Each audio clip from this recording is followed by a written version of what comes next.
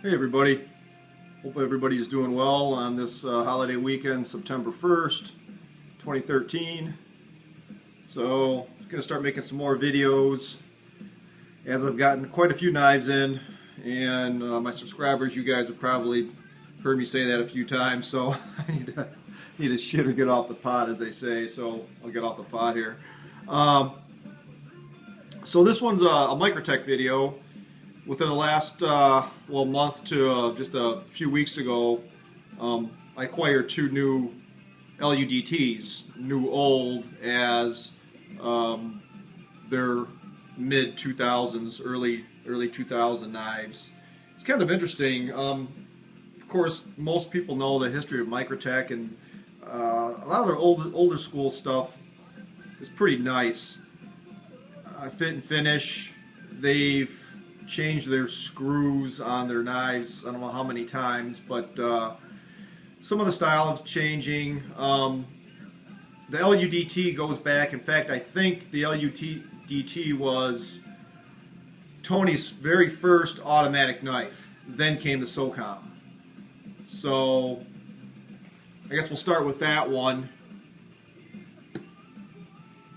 the LUDT.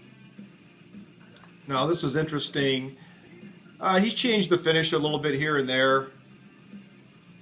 Pocket clip used to come with holes in it, which I liked a little bit better. But all in all, it's a very solid knife. Single action, coil spring automatic. The finish used to be kind of like a matte gray, and this black coating he puts on here now is actually kind of slippery. I mean, even with the grooves, it's kind of a slippery knife.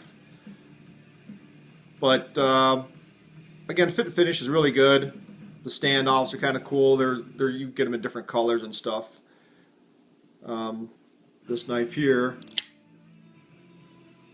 has the claw logo.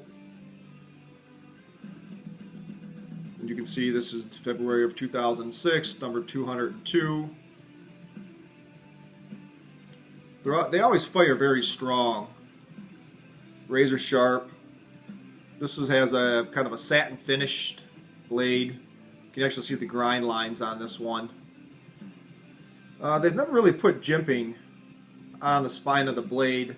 I wish they would do that so you can kind of choke up, because it actually is a larger knife. They made three sizes: the LUDT, the MUDT, and then the UDT. Of course, there's very small versions. I think the UDT, there may have been something like not the 70. I think the 70 is an OTF, maybe an 85. I don't remember. But there's a smaller, really teeny version, which a buddy of mine had for a while. But again, the size of the knife, it's almost a 3.5-inch blade. And as I like to show comparison pics, here's a large Sebenza, for example, which has, I think it's 3.6. The Sebenza is a 3.6-inch blade, so you can see it close to the size.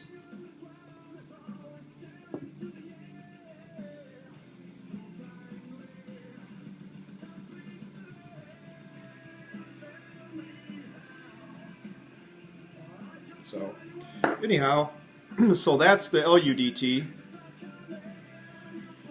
Large underwater demolition team. It was supposed to be made for the Navy SEALs or Armed Forces. LUDT, there it is. Then they came out with a version called the UMS for firefighters. Military personnel, rescue personnel really liked the knife, but they didn't like the fact that it did not have a lock on it. Hence this version, the UMS. And there's been different versions they came out with. Usually they had some sort of grip insert, like skateboard type tape or whatever. Virtually the same exact knife as the LUDT, barring the lock again, and the scaling. This one was recustomized after the fact with race skin inserts, which I really like, and it's one of the reasons why I bought the knife. Now, I know the video with the lighting, this looks like red beyond red, but it really is like a dark blood red, almost a maroon when you see it. It's weird how the camera's picking this up, but it's a really cool color. Lock's very solid. Again, it's got the safety on the back of it. Fire's a little bit stronger than the LUDT. This was made in 2004, October. Very high serial number on it. Doesn't matter. This is S30V blade, by the way. The other one is 154 cm, I believe. Even though it doesn't say it, I'm pretty sure that's what it is. So when they first came out with the LUDT, again, they were these type screws, like the Torx head type screws, which was interesting as this one is a 2006, this is a 2004, and it has their newer, tri-axis screw on it. You can also lock this open, so you can't push the button, for first responders or whatever if they want to use an automatic knife.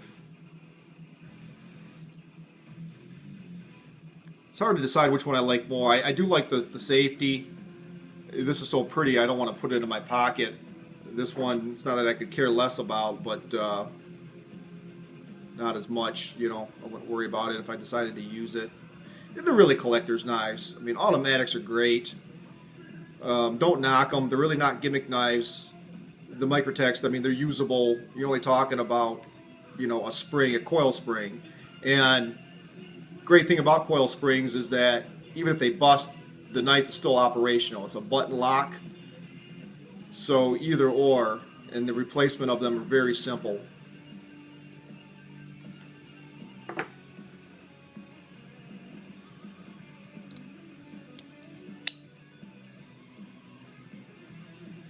This one's got silver standoffs.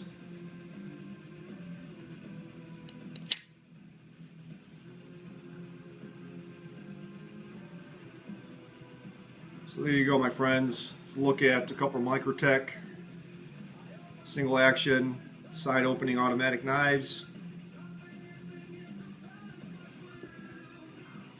Very nice. If you can grab one, get them. They pop up every now and then on the forums, for sale. Blade HQ gets them in, few and far between. They're making different versions of it now.